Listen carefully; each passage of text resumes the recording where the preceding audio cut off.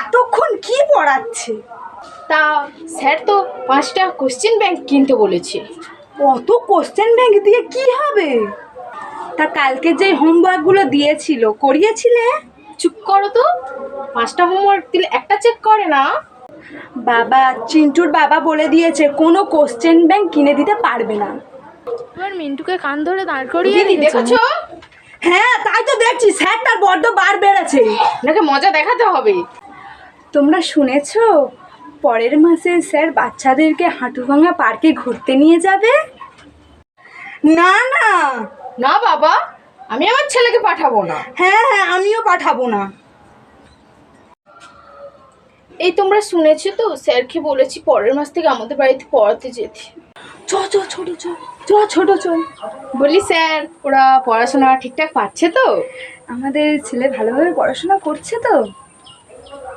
আচ্ছা ঠিক আছে স্যার, আসছি।